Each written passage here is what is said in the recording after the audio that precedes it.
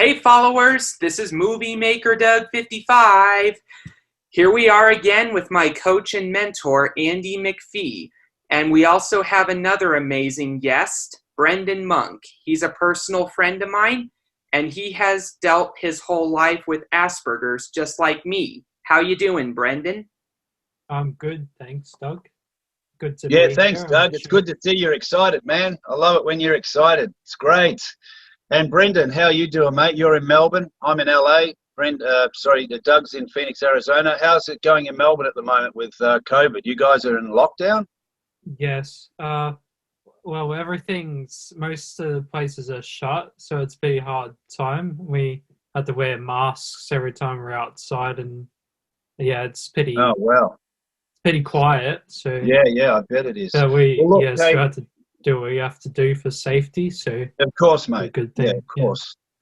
Yeah, same with all of us. We're just hoping this, does eventually start, getting less and less. But look, thanks for joining us, Brendan. Just a quick Thank you. overview. You met Doug through when I started coaching both you around about the same time and connected you both up because I believe that both of you support each other. Doug's very outgoing. You're a little more on the shy side. So you both been very compatible with each other, just supporting in each other's journey, So, Doug, back to you, mate, and you can get some questions going with Brendan. Yeah, I really admire Brendan. He's one of my heroes, no other way to put it, and I really believe in his potential. So yeah, I have a list of questions, and hopefully you have the answer for them, Brendan. My Cool. first one Thanks. is, first of all, I myself find it difficult to be in the workplace, but currently I'm building up a reputation in writing and screenwriting. What activities are you doing today, since you told me recently that, like me, you find it difficult to be in the workplace? Yes, full-time works, I think, because I don't fit in as well. I don't think so. It's a bit hard for me. Um, yeah, so yeah, I've been just like concentrate on arts, and yeah, I've been working on crew, like working on film as a crew member, and some small parts here and there, like in music videos and uh, like what Hey, do you Brendan, call can I ask you something? Um, so you, and I think you've shared this with me before, we've been working together, coaching. Why do you find it difficult to fit into the workplace? What is it that's really a struggle for you there?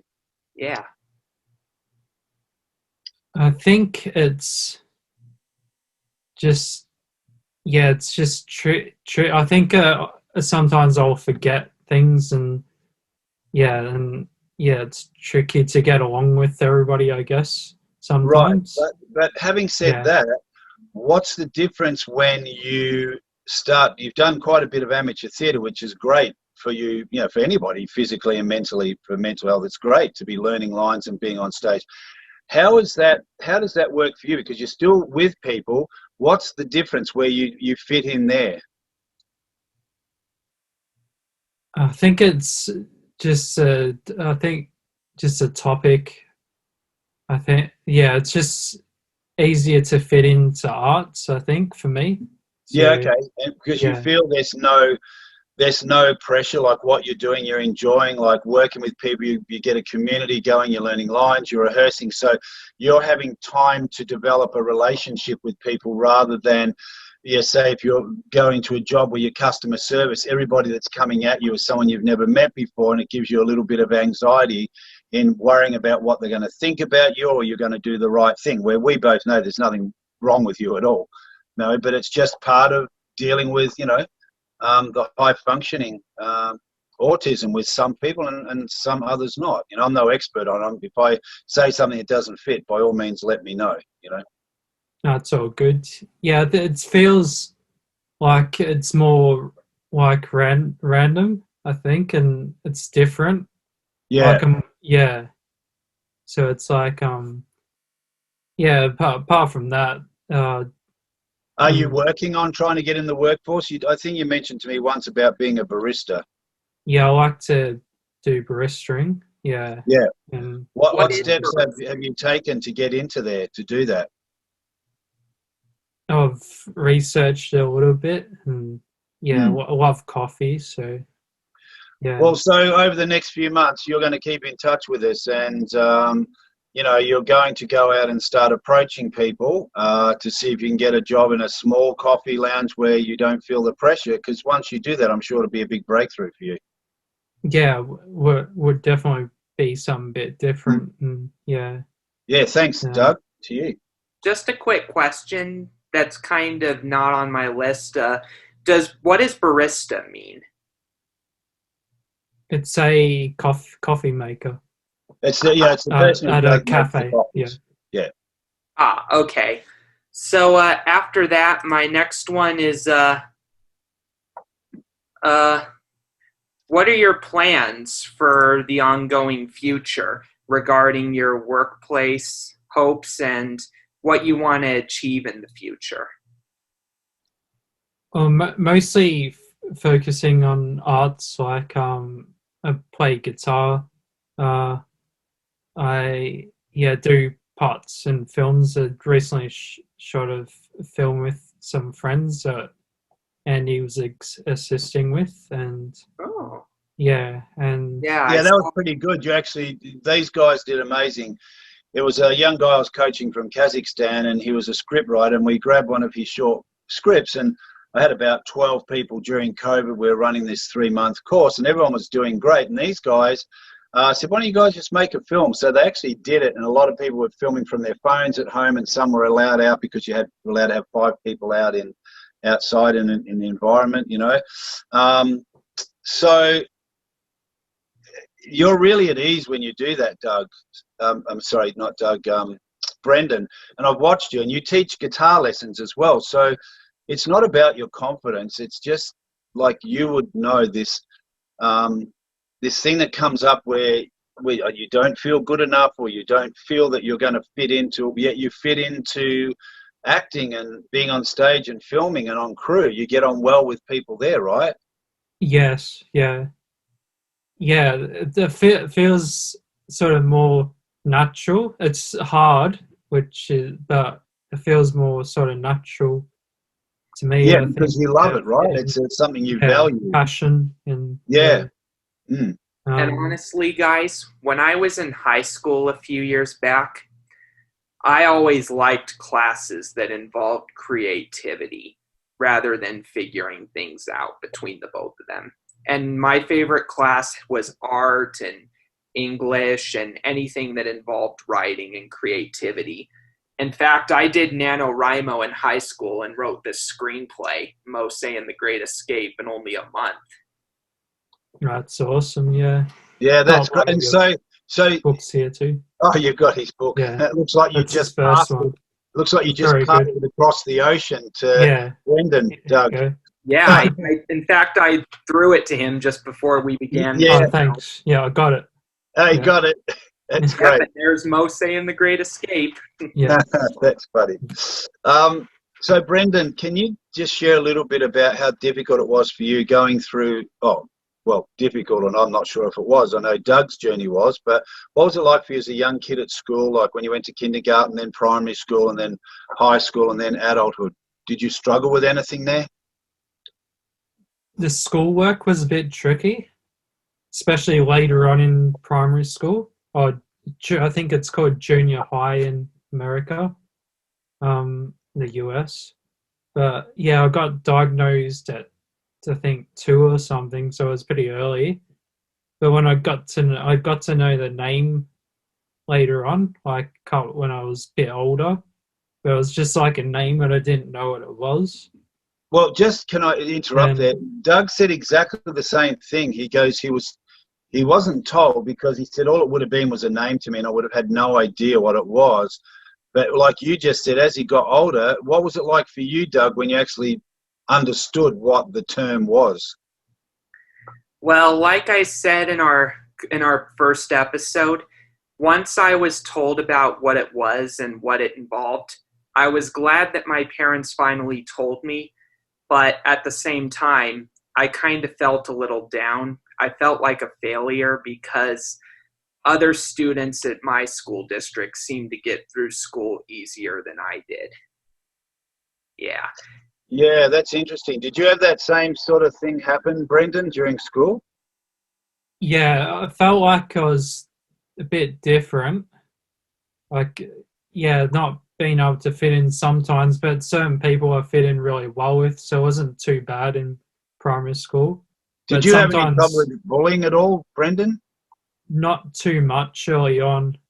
Just the, I'd say probably the normal sort of amount. It wasn't over, like I was getting bored out day in and day out. It was sort of just like here and there, like probably, I don't know. It's, you know, I So got that was way going different pretty from you well. though, Doug, wasn't it? Like you actually got bullied quite a bit, didn't you? Yeah. Early in my childhood and up until I left Estes, I was bullied by some students at my school district, and most of it took place between like 2002 to 2008, and I didn't like it, and it caused me to not really enjoy school that much. But the bullying, for the most part, kind of stopped in 2008 or 9. It was one of those years when I went up to one of my instructors and asked if I could tell the other students why I was what I was or who I Yeah. was. And And how did that go for you when you shared in front of the class to, have them understand? once I shared about my journey, which I had support from, other students that had Asperger's as well, most of the classroom, and to an extent, other classrooms of my generation of students, they finally understood. And some of the people that bullied me actually they had of regret on their face. They were sort of like, man, if we knew that, we would have been more nice to you or something. You know what I mean?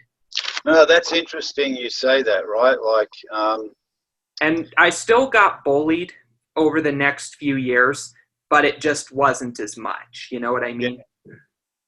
so, like, having said that, just so two different stories. Like, you pretty much went through school without that happening, Brendan.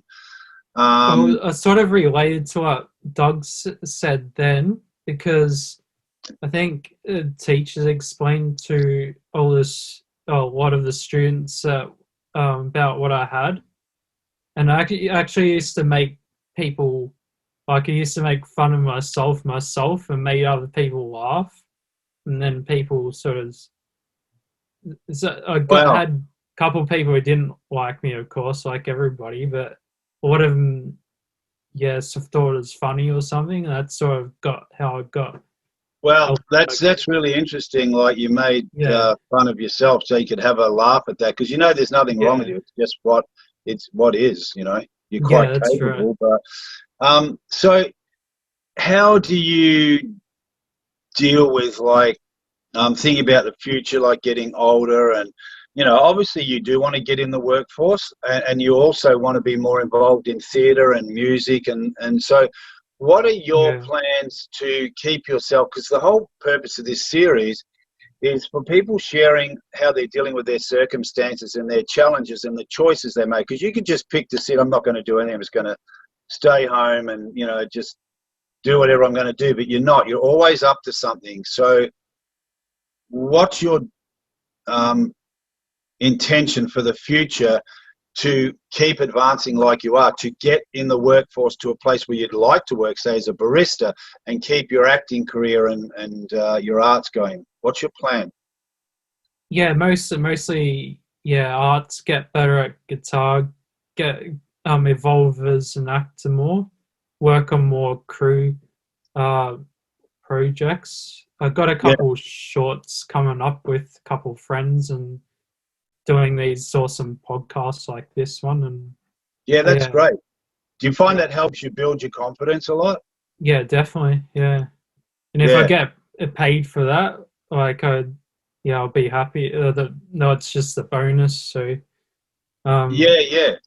Yeah, Yeah. exactly. Like even the little films you do. And would it be an achievement for you to finally get a job, like say a barista? Would that be a massive Yeah. breakthrough for you to be able to Yeah, deal with that? that'll be awesome as well. Yeah. Yeah. I think you'd be totally capable, mate. Totally capable No, of doing And that. thank Andy you. and I, just to add to that, we had a breakthrough today that we need to talk about. Yeah. Yeah, well, I'll tell you what that was. Doug and myself were talking earlier today, and Doug said, "Oh, I'm a bit anxious at the moment." I said, "Why? What's happening, mate?" And he said, "Well, I just posted a few things years ago on social media that," he said, "they weren't bad, but they're sitting with," and um, and I said, "Oh, well, I didn't really want to know what it was." I said, "But Doug, has anyone actually said anything to you? Like if you did it 6 or 7 or 8 years ago?" He said, "No." I said, "Then you don't need to be anxious over something like that. You know, we all say and do things that we will have some regret for later on, and it depending what it is. And I'm sure it wasn't that bad. And what Doug shared with me, it actually wasn't. But because it sat with him, it got bigger and bigger. And then I happened to mention, said, "Well, look, when you're advertising your YouTube series, you need to jump on LinkedIn." I said, "Are you on it?" He goes, "Yes, I've got my LinkedIn account, but I'm going to cancel it and restart it again because I said something on there." So I said, "What was it?" Doug will share what he said, which we had a bit of a laugh over.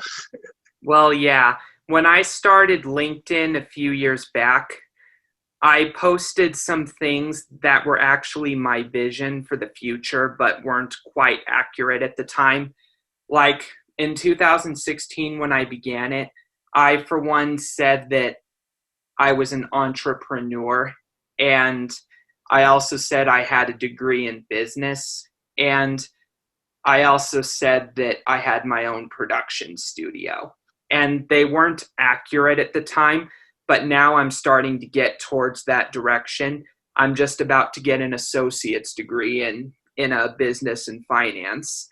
But I kind of wondered if maybe I shouldn't have said it at the time that I said it until now. And look, when we talked about it, I said, "But look, you know what? No one's going to pay any attention to that, to be honest, because you weren't having a go at anyone. You just said something, right?"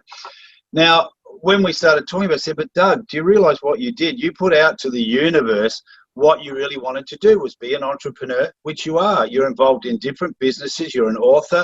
You've got so much content on your YouTube channel, interviewing movie makers, producers, actors. You're interviewing NASCAR race drivers, and this series we're doing at the moment, I started because I thought you need to share your story, and you're an author. So, and as far as getting your PhD, you're about to get it. So you actually said what you wanted, and you did it. And I thought that's a really powerful story. There's nothing to regret over that at all. You know? That's good. Like it came like it's true. Yeah, what you wrote. So yeah, Just totally. minor correction, it's not a PhD, it's an associate's degree. But Oh, that's okay. pretty I get close. it. So yeah. Okay. Yeah, yeah, it's pretty close. And Yeah. yeah.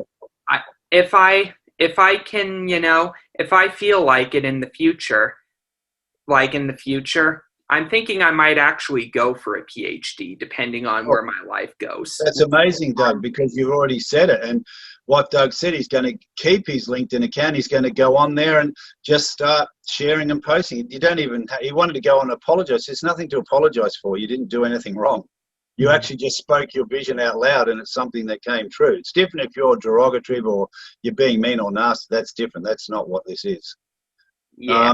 Hey, listen, guys, we've run out of time. We've got to go, but thanks both of you. Like I've known you both for about 5 or 6 years, and you're both really amazing guys. And just sharing and being open with your struggles. That some of the things you're still going through now and the things you're aiming for is amazing, because it's inspiration to other people who could be stuck in a circumstance or they've got challenges, and it's making those choices to keep going. And you're both amazing young men. I say that. Thank you, Andy. Yeah, and You Brendan, too. you're one of my heroes. I just want to make that clear. Thanks very much. Same to you, Doug. And I look up to you and Andy. Yeah, You're really both appreciate amazing that. people. And Yeah, yeah, good on you, Brendan. Thanks, guys. All right, thank Doug, you. thanks again for another great little series and bringing our good friend Brendan on. Thanks, Brendan. No problem. Thank you very I much. just got to say for the record, at some point in December, I'll make the time for it. I'll send Brendan a free copy of my book, Enter the Parks. Oh, Well, hey, thanks very that's much, great. Doug. That's great, very Brendan. nice. You're I haven't obviously got more special than me, mate. I don't even No, don't worry, Andy. I'll send you one too. I'll send both of you a free copy of Enter the Parks. Oh, thanks. Yeah, I was thank you getting a very little much. emotional there. Thanks, Doug. I was getting a bit worried you were going to leave me out.